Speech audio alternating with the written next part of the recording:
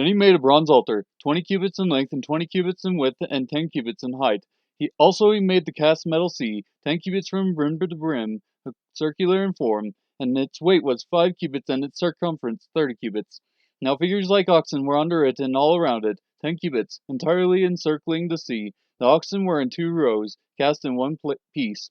It stood on 12 oxen, 3 facing the north, 3 facing west, 3 facing south, and 3 facing east.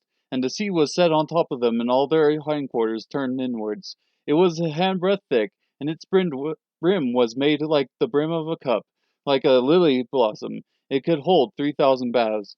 He also made 10 basins in which to wash, and he set 5 on the right side and 5 on the left side to rinse things for the burnt offering, but the sea was for the priests to wash in.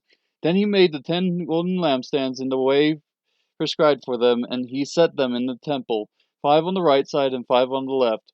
He also made 10 tables and placed them in the temple, 5 on the right side and 5 on the left, and he made 100 golden bowls.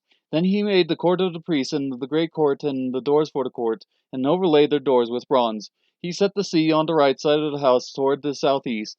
Huram also made the pails, the shovels, and the bowls. So Huram finished doing the work which he performed for King Solomon in the house of God: the 2 pillars, the bowls and the 2 capitals on top of the pillars, and the 2 networks to cover the 2 bowls of the capitals which were on top of the pillars, and the 400 pomegranates for the 2 networks, 2 rows of pomegranates for each network to cover the 2 bowls of the capitals which were on the pillars. He also made the stands, and he made the basins on the stands, and the one sea with the 12 oxen under it, the pails, the shovels, the forks, and all its utensils. Huram-Abi made of polished bronze for King Solomon for the house of the Lord. On the plain of the Jordan the king cast them in the clay ground between Sokoth and Zereda. Then Thus Solomon made all these utensils in great quantities, for the weight of the bronze could not be found out.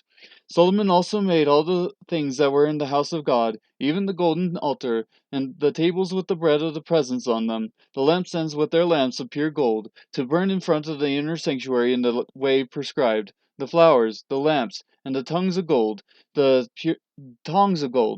purest gold, and the snuffers, the bowls, the spoons, and the firepans of pure gold, and the entrance of the house, its inner doors for the holy of holies, and the doors of the house, that is, of the nave, of gold.